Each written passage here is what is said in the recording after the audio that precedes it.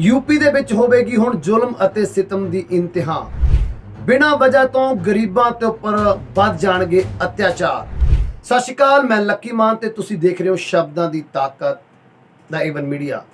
ਬਿਲਕੁਲ ਤੁਸੀਂ ਸਹੀ ਸੁਣ ਰਹੇ ਹੋ। यूपी ਦੇ ਵਿੱਚ ਹੁਣ ਗਰੀਬਾਂ ਦੇ ਉੱਪਰ ਅਤਿਆਚਾਰ, ਕਿਸਾਨਾਂ ਦੇ ਉੱਪਰ ਆਉਣ ਵਾਲੇ ਸਮੇਂ ਦੇ ਵਿੱਚ ਅਤਿਆਚਾਰ ਵਧਣੇ ਸ਼ੁਰੂ ਹੋ ਜਾਣਗੇ।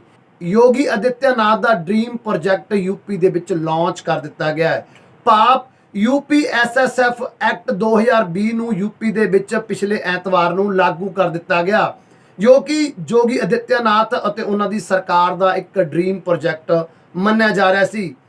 ਇਸ ਦੇ ਤਹਿਤ ਦਰਸ਼ਕਾਂ ਨੂੰ ਅਸੀਂ ਦੱਸਣਾ ਚਾਹਾਂਗੇ ਕਿ ਇਸ ਐਕਟ ਦੇ ਅਧੀਨ ਹੁਣ यूपी ਦੇ ਵਿੱਚ ਇੱਕ ਨਵੀਂ ਫੋਰਸ ਹੋਂਦ ਵਿੱਚ ਆਈ ਹੈ, ਜਿਸ ਨੂੰ ਕਿ Uttar Pradesh special security force का नाम दिता गया है।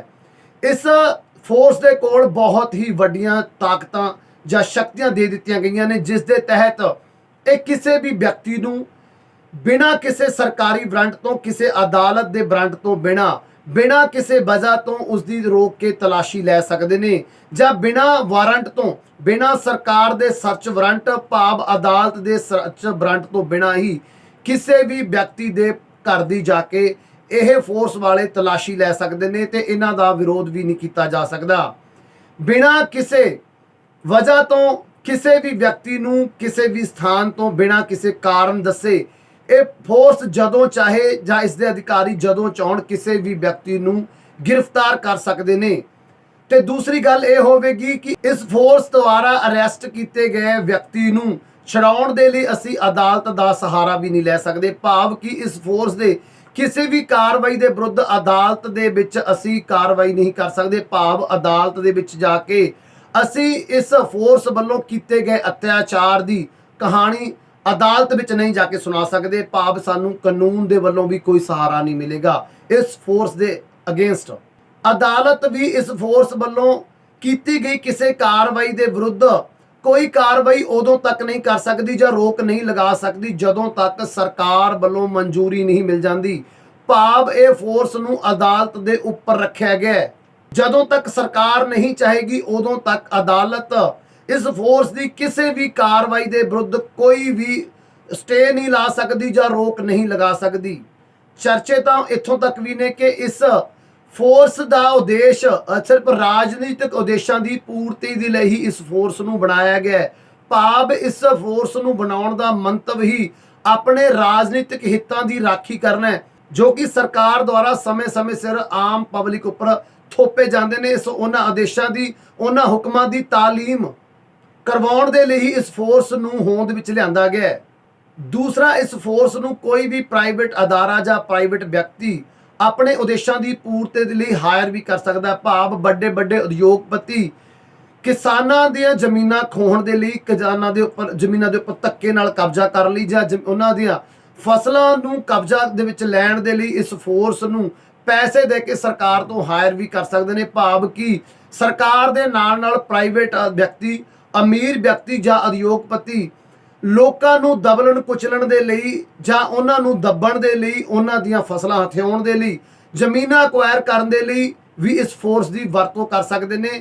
ते अदालत वालों भी आम लोगों को किसी तरह का कोई इंसाफ मिलता दिखाई नहीं दिंदा। ये फोर्स वाले व्यक्तियों उपर यह दबाव ही नहीं होएगा भी जेकर वो किसी व्यक्ति को अरैसट करते हैं तो अदालत उसनूं छुड़वा सके, क्योंकि इन्हां कोल एक घड़िया घड़ाया बहाना होवेगा, क्योंकि इन्हां कोल किसी भी अदालत का कोई वारंट नहीं होवेगा। ते इन्हां तक पहुँच करते लोगों को यही जवाब मिलेगा कि असी तुहाडे व्यक्ति नूं अरैसट नहीं किया, क्योंकि किसी भी व्यक्ति दे कोल उन्हां दे किसी नाल दे साथी नूं फड़े जाण दी किसी तरह की कोई रिपोर्ट नहीं होवेगी ते किसी तरह भी इन्हां दी दलील अपील नहीं सुनी जाएगी।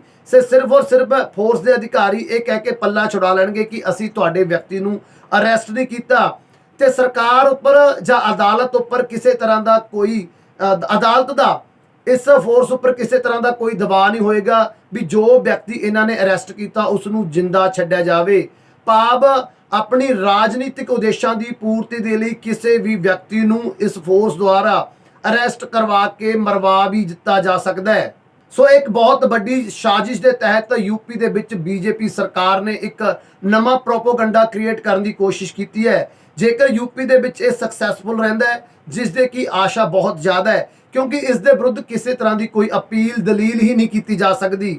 ਸੋ ਇਸ ਕਾਨੂੰਨ ਨੂੰ ਆਉਣ ਵਾਲੇ ਸਮੇਂ ਦੇ ਵਿੱਚ ਬੀਜੇਪੀ ਸਰਕਾਰ ਪੂਰੇ ਭਾਰਤ ਉੱਪਰ ਵੀ ਥੋਪ ਸਕਦੀ ਹੈ, ਜਿਸ ਦੇ ਨਾਲ ਪੂਰੇ ਭਾਰਤ ਦਾ ਲੋਕਤੰਤਰੀ ਢਾਂਚਾ ਚਰਮਰਾ ਸਕਦਾ ਹੈ ਤੇ ਭਾਰਤ ਵਿੱਚੋਂ ਲੋਕਤੰਤਰ ਪੂਰੀ ਤਰੀਕੇ ਨਾਲ ਖਤਮ ਵੀ ਕੀਤਾ ਜਾ ਸਕਦਾ ਹੈ।